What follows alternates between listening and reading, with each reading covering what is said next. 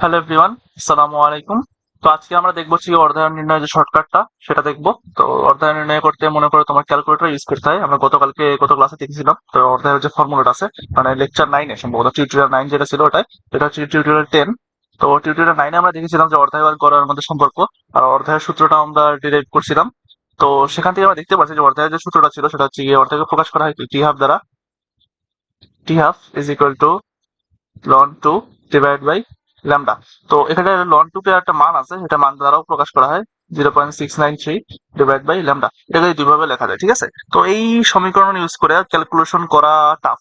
তো এখানে অর্ধায়নের যে মানটা সেটা কিন্তু তোমার বের করতে হয়, যে অবশিষ্ট থাকে যে বলে, সেটা কিন্তু ওই যে একটা সূত্র ছিল যে আমাদের তেজস্ক্রিয়তার সূত্র, যেটা n is equal to n naught e inverse lambda t. এই সূত্র থেকে বের করা কিন্তু টাফ। তো অর্ধায়ের জন্য একটা শর্টকাট ইউজ করা হয়, শর্টকাট বললে ভুল হবে, যেটা হচ্ছে জাস্ট একটা জেনারেল ফর্মুলা, মানে যেটা একটু বেসিক ইউজ করলে বুঝতে পারবা। তো আমরা এটা দেখি সেটা, ঠিক আছে। তো আমি একটা লাইন নেই। তো একটা বস্তুর প্রথমে কি সম্পূর্ণ অংশটা থাকে, ঠিক আছে, মানে এক অংশ বা শতভাগ 100% থাকে বস্তুটার। তো সেই বস্তুটা যদি আমি অর্ধায়ন নির্ণয় করি, তার মানে কি, তার বস্তুটার কি হবে, অর্ধায়ন মানে কি, তার অর্ধেক ক্ষয় হবে, তার অবশ্যই থাকবে কতটুকু, অর্ধেক অবশ্যই থাকবে। অর্ধেক যদি ক্ষয় হবে, অর্ধেক অবশিষ্ট থাকবে। তো ধরলাম এই অর্ধায়ু যে হলো, অর্ধেক শেষ হতে বা অর্ধেক অবশিষ্ট থাকতে তার সময় লাগলো ধরলাম 3 মিনিট, সাপোজ 3 মিনিট, ঠিক আছে। তো আমি এই পার্টটা বাদ দিলাম, ঠিক আছে। এই যে পার্টটা হয়েছে, এই পার্টটা আমি আপাতত ক্যালকুলেশনে আনলাম না।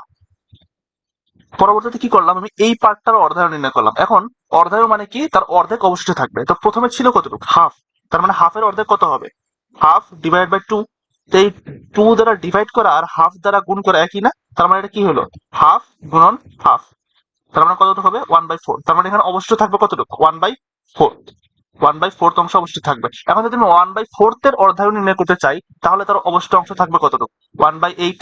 এখন 1/8 এ করতে চাইলে 1/16, 1/16 এ করতে চাইলে 1/32, 1/32 করতে চাইলে 1 বাই কত, 64। বোঝা গেছে? আর যদি 1/64 এ করতে চাই তাহলে কত, 1/128। যতদূর যাওয়া লাগে না, ভার্সিটি যতদূর যায় না।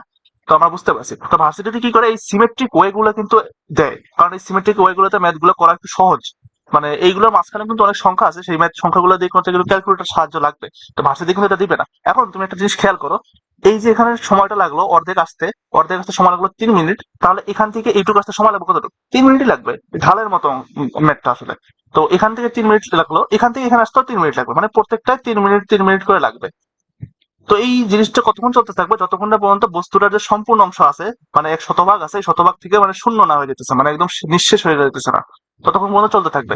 এখন যতক্ষণ না পর্যন্ত নিঃশেষ হয়ে যেতেছে, ততক্ষণ যে সময়টা লাগবে, সেই সময়টা হচ্ছে টি।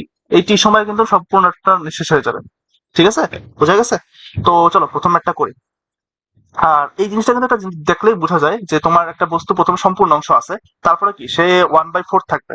তারপরে কি হবে, যখন মনে করো এখন দিন, মনে করো এখন সকাল, তো মনে করো যখন দিন শুরু হয় মানে রাত 12টায়, তখন এটা কিন্তু 12টা AM। তো যখন দিন আস্তে আস্তে যেতে থাকে, তখন কি তার দিনের সময়টা চলে যেতে থাকে। যখন মনে করো যে 12টা থেকে সকাল 6টা হয় বা ভোর 6টা হয়, তখন কিন্তু দিনের কি 1/4 এর একটা অংশ চলে গেছে, মানে 1/4 চলে গেছে। আর বাকি থাকলো কত, 3/4, মানে বাকি আছে। তো পরে যখন আবার দিন 12টা হয়, তখন কি অর্ধেক শেষ হয়ে গেছে। তার মানে কত, অর্ধায়ুটা কত হয়ে গেল, এই যে 12 ঘন্টা হয়ে গেল অর্ধায়ুটা। বোঝা গেছে? পুরোটা দিনের অর্ধায়ু কত হয়ে গেল, 12 ঘন্টা হয়ে গেল। তো এই জিনিসটা কিন্তু সেটার সাথে কিন্তু রিলেট করা যায়, রিলেট করে তুমি বুঝতে পারবা। চলো প্রথম ম্যাথটা আমরা করি। তো আমি একটা লাইন নেই, সেম লাইন, এটা কারেন্ট। তো প্রশ্ন বলছে, এটা কিন্তু ঢাকা ভার্সিটি 2021 আসছে, ঢাকা ভার্সিটি কিন্তু এখান থেকে কোশ্চেন আছে, প্রায়ই আসে।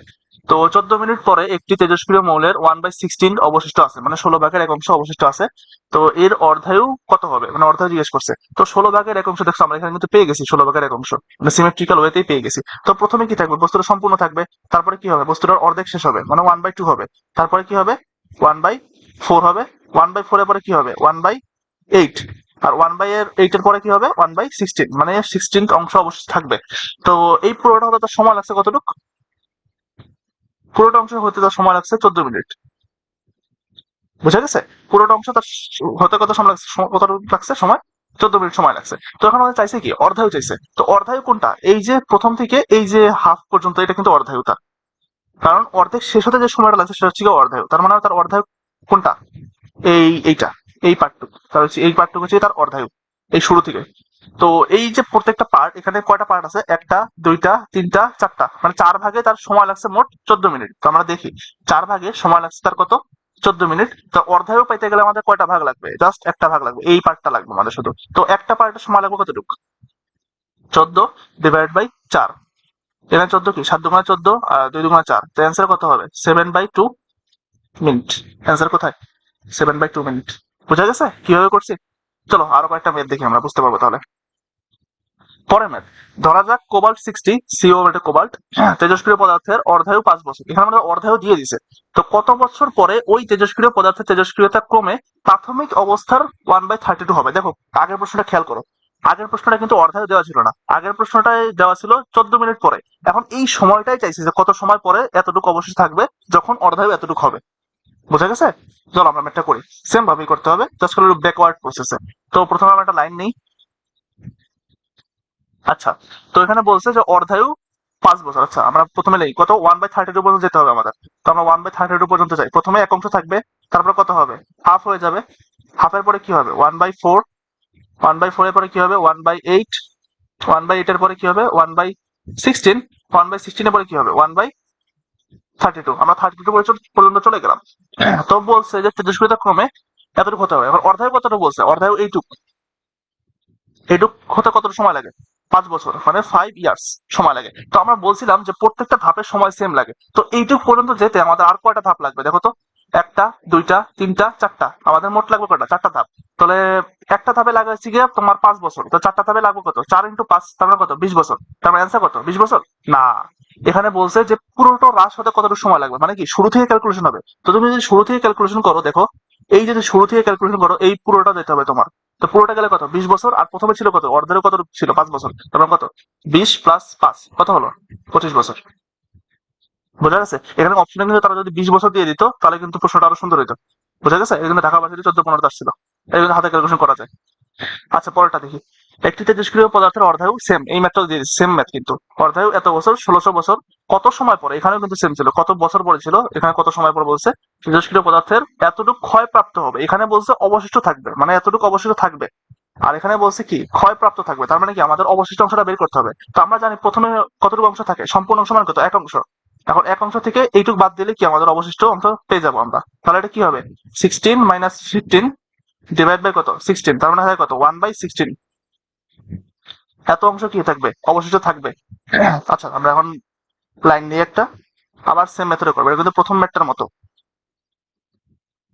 প্রথমে 1, তারপর হচ্ছে গিয়ে হাফ, তারপর হচ্ছে গিয়ে 1/4, তারপর হচ্ছে গিয়ে 1/8, তারপর হচ্ছে কি 1/16। ঠিক আছে? তো এখন অর্ধায়ু কত বলছে, 1600 বছর বলছে।